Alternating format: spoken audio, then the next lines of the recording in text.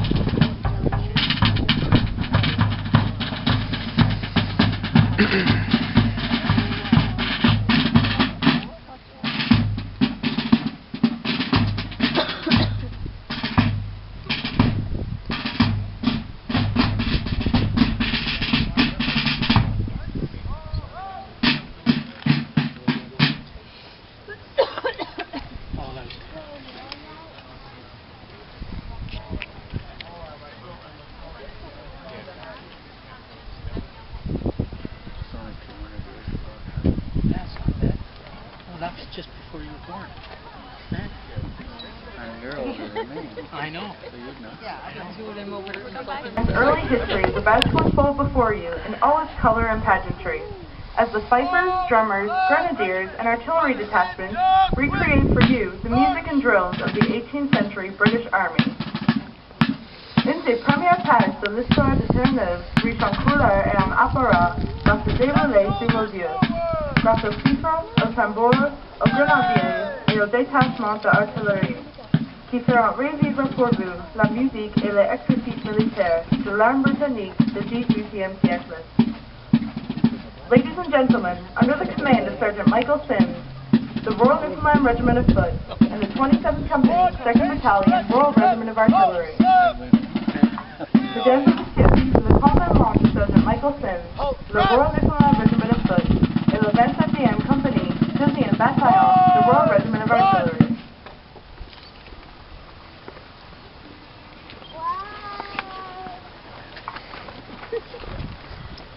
The modern Royal Newfoundland Regiment can trace its beginnings to the first Royal Newfoundland Regiment of Foot, which was formed on April 25, 1795, when Major Thomas Skinner of the Royal Engineers, the man credited with designing the defense construction on Signal Hill, was given orders to raise a sensible infantry company, consisting of 600 men to be formed into 8 battalion companies, a light infantry company, and a grenadier company. The new regiment was called the Royal Newfoundland Regiment of Foot, and consisted of a number of troops from the garrison, as well as local volunteers. In September 1796, the entire garrison took to Signal Hill to help ward off an anticipated French attack, led by Admiral Richary. The French fleet landed at Bay Bulls and burned all houses in the settlement. However, the sight of tents erected atop Signal Hill convinced the French of the folly of an assault on St. John's, so they departed without further incident.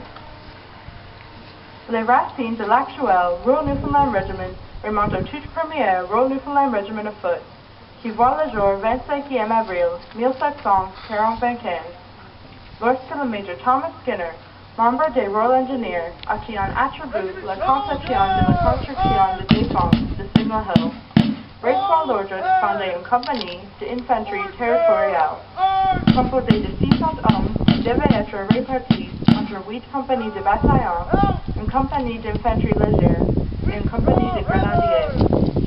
Composé du nombre militaire de la garnison et de volontaires de la région, le nouveau régiment est baptisé Royal Newfoundland Regiment of Foot. En septembre 1796, la totalité de la garnison s'installait à Signal Hill afin de parer à une attaque prévue des Français, dirigée par l'Admiral Richary. Le fleuve français à cause de Babel et les Français mettent en masse à tous les habitants de l'établissement. Et le bout de temps, dans la semaine de Signal Hill, les déçus de lancer l'assaut sur Saint-Jean, et ils se retirent sans autre incident. Conditions in the Newfoundland station prompted a mutiny among troops in the regiment in 1800. About 40 of the soldiers had agreed to desert from Signal Hill, however only 19 were able to leave before the alarm sounded. 16 of the deserters were captured, and 5 of the ringleaders were promptly hanged at the powder shed near Fort Townsend.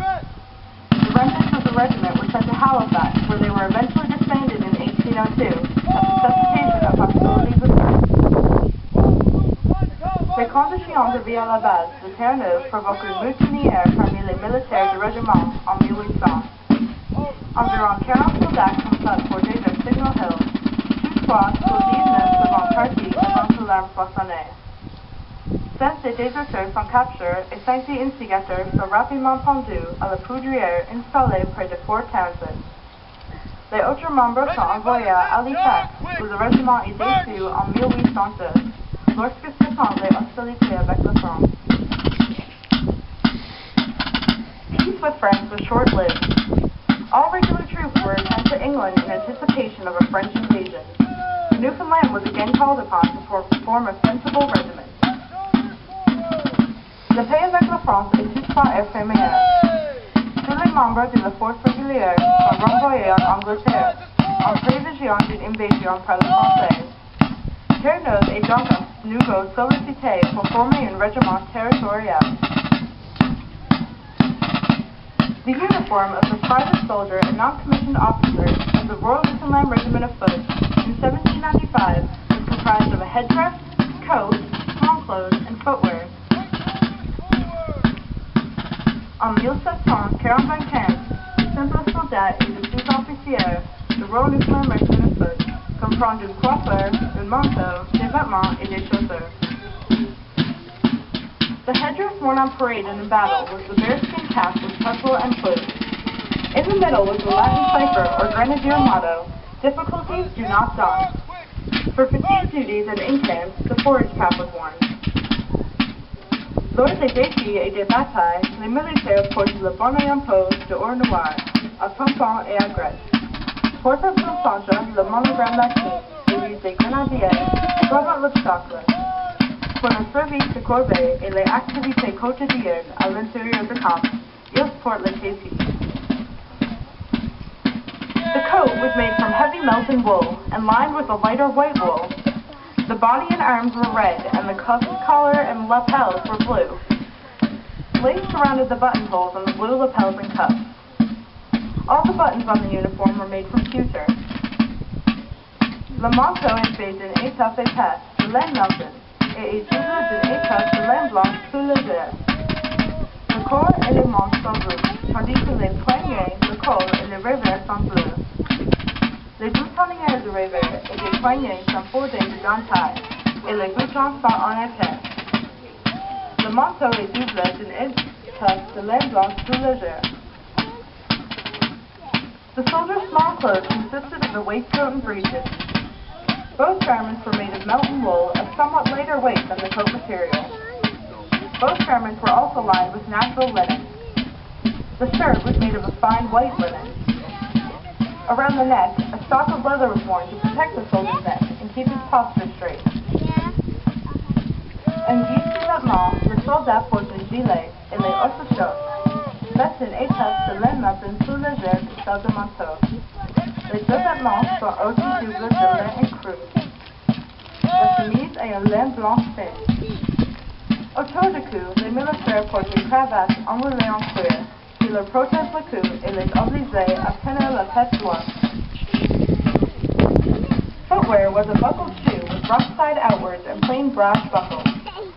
Stockings were made of lightweight cotton for dress occasions, or coarse cotton for use in the field or garrison. The leg was covered by gaiters to help protect from abrasion and prevent pebbles and other debris from entering the shoe on the march. Les chaussures sont de peau raisonnée, sont ornées de boucles de laiton. Les bas de cérémonie sont de coton légère et les bas portent en campagne ou au sein de la garnison sont en laine. Les jambes sont ouverte gauche qui les protège des vêtements et empêche les tilleuls autodidactes de pénétrer dans les chaussures pendant la nuit.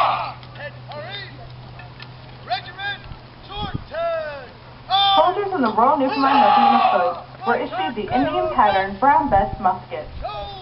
Each private soldier carried his bayonet in a scabbard hanging over his right shoulder. Ammunition was carried in a cartridge box flowing from the left shoulder and resting on the right hip.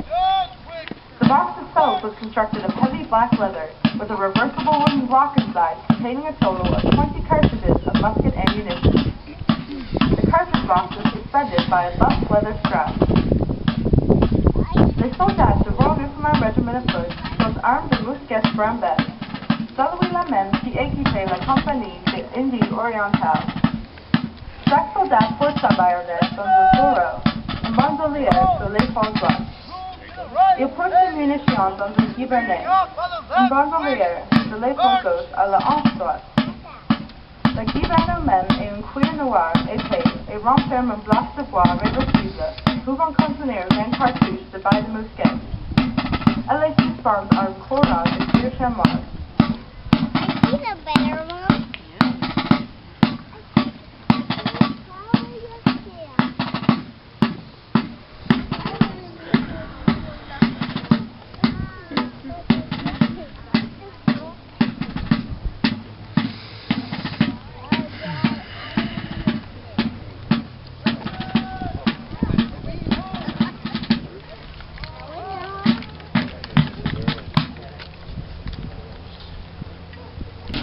Ladies and gentlemen, under the command of Drum Major Sergeant Kelsey Hayden, the drums of His Majesty's Royal Newfoundland Regiment of Foot. Mesdames et messieurs, sous la direction du tambour-major Sergeant Kelsey Hayden, les tambours du Royal Newfoundland Regiment of Foot. The fife, drum, and bugle were three popular signal instruments in military service in the late 18th century. Those who played them were all referred to as drummers. These three instruments were chosen because their loud and distinct sounds are audible even amidst the sound of battle, and signals were key to good communication on the battlefield. Le cuivre de tambour et le clairon sont les trois instruments de signal utilisés par les militaires à la fin du 18e siècle. En réalité, ceux qui jouent entre ces instruments, l'appellation du tambour. Ces trois instruments ont été choisis en raison de leur particulièrement fort et distinctif. Ils s'étaient entendus même au milieu du brouhaha des batailles. Ce qui fait des tambours un élément essentiel à la bonne communication sur le front natal.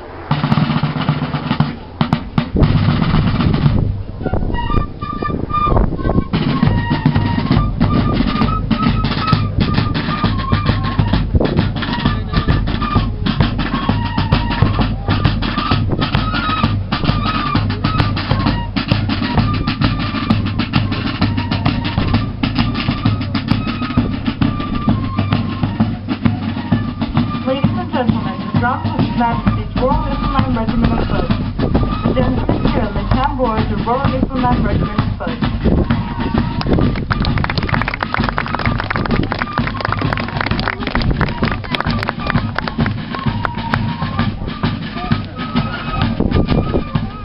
In their individual roles.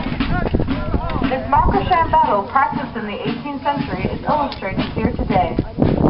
Under the close supervision of non-commissioned officers, a body of light infantry skirmishers happened upon the encampment and proceed to harass the unsuspecting regiment. I call your attention to the left of the performance field, where a small body of skirmishers are now positioning themselves using the natural terrain. From this vantage point, deselected troops simulate an assault on the regiment's encampment. The first body of skirmishers enter the mock battle scene and immediately take up arms. The first shots will alert the encampment. The defending officer will call the regiment to arms and order for artillery support. The 18th century saw the development of linear warfare, the deployment of bodies of infantry in tight formation, firing of volleys, and then charging with fixed bayonets. Tactics like these were employed during the American War of Independence, and most dramatically in Britain's wars with France at the end of the century.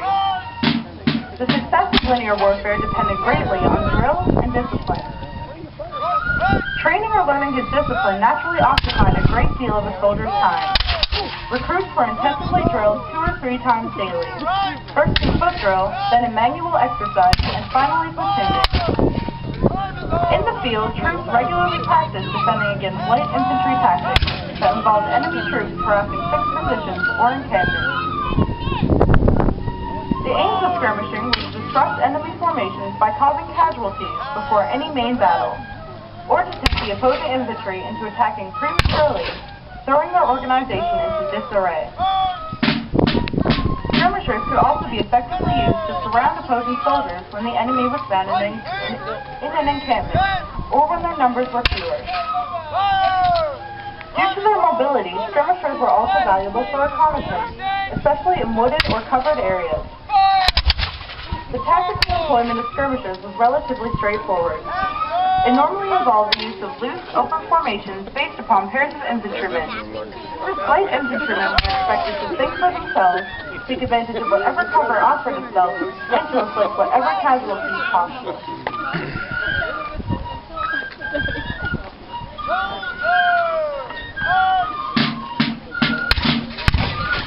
Under the command of Sergeant Thomas Woolridge, a Royal Artillery gun crew wheel forward the 1797 John During the early period, both the projectile and powder were rammed down from the muzzle to the rear of the bore with the ramrod. All guns were manufactured in either bronze or iron. Each gun sat on a carriage that was designed specifically for its use. The field carriage was designed for mobility. Cannons mounted on carriages with large wheels allowed them to be moved quickly. The variety of projectiles that were fired from the cannons were usually of 4 different types: ball, shell, shot, and incendiary. The selection of projectile was based on the nature of the terrain and the composition of the enemy force. Chain shot and bar shot, for example, were used against large bodies of men, where the effect would be devastating. Also in use today are 6-pound mortars set atop the escarpment. Mortars are shell guns suitable for high-angle fire. The primary purpose of mortars was to drop shells behind enemy fortifications, or to rout enemy troops using higher ground. Mortar shells were filled with small shots, balls, and other anti-personnel devices. A time fuse allowed the shell to explode just prior to impact. Records indicate that the well-trained Royal Artillery gun crew could achieve a rate of fire of 5 to 8 rounds per minute. Each man on the gun crew learned all positions to fill spots vacated by the dead or wounded.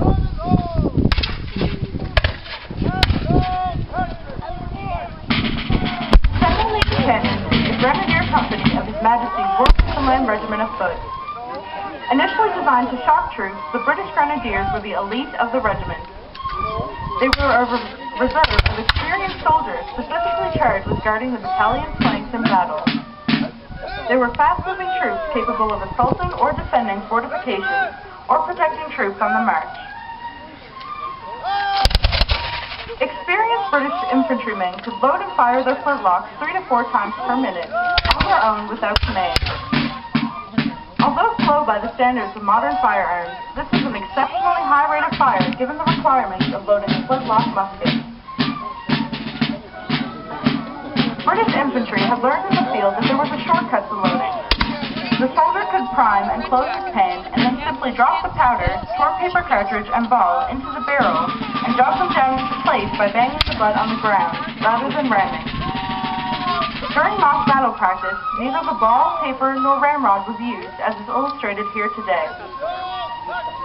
Infantry formations which fired too early and at too long range wasted their efforts, tired themselves out, and demoralized themselves by inflicting few casualties. Formations which had the training to wait until the enemy had closed to effective range tended to win battles. The platoons fired according to a practice system where different parts of the regiment's front would fire one after the other in sequence. As a result, there would be no break in fire, and every platoon would fire at least 3 times per minute. They go down there. You're gonna fall down.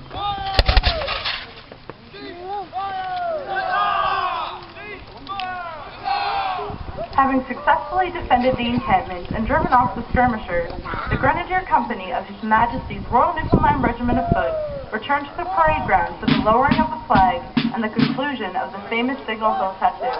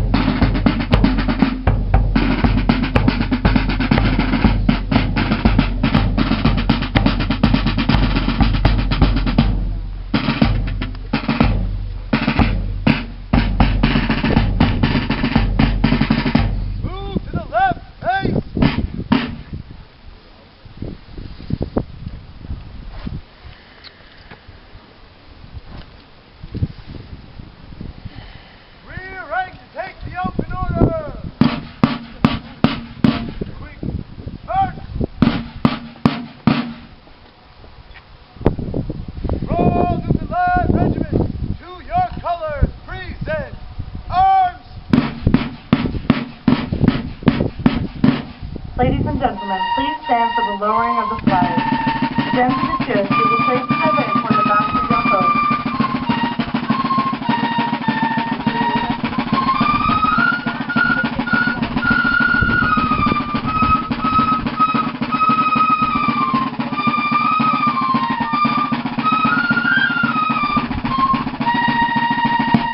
Regiment shoulder!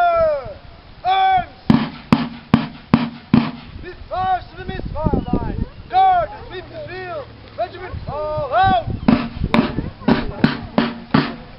Ladies and gentlemen, we hope you